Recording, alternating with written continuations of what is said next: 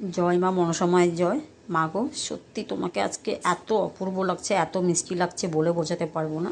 সত্যি মা তুমি সুন্দর। আর একটা কথা মা, তুমি বহু ভক্ত আছে যারা খুব কান্নাকাটি করছে, যাদের বাচ্চা হচ্ছে না, যাদের খুব সমস্যা, যাদের হাজব্যান্ডে ক্যান্সার হয়েছে, কারণ খুব ছোট ছোট বাচ্চাদের খুব শরীর খারাপ, মানে খুব বড় বড় রোগে আক্রান্ত। মা একটা কথাই বলবো, তুমি ওদেরকে সবাইকে ঠিক করে দাও মা। সবাই তো ছোট, বলো তোমার কাছে সব সন্তানরাই সবসময় ছোট থাকে, তাই না মা?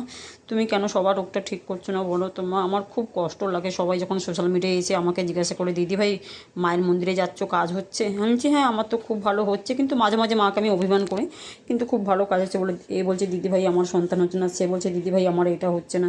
মা একটু তুমি ওদেরকে দেখো মা। আজকে বুধবার, এই বুধবার দুপুরে আমি তোমাকে অনেক অনেক অনেক শুভেচ্ছা জানাই, আন্তরিক অনেক অনেক ভালোবাসা জানাই মা।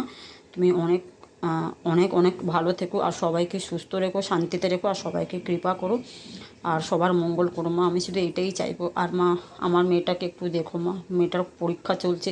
ও বলছে মা একটাও পড়া বইতে ছিল না, সব বাইরে থেকে এসছে, এত চাপ পরীক্ষায়, আমি কী করে ভালো রেজাল্ট তুলবো আমি কিচ্ছু বুঝতে পারি না। আমি শুধু একটা কথাই বলেছি, তুমি মার নাম নিয়ে পরীক্ষায় বসবে, মা আছে তো, আমাদের জীবন্ত মা আছে, তুমি জীবন্ত মা, সত্যি তুমি জাগ্রত মা।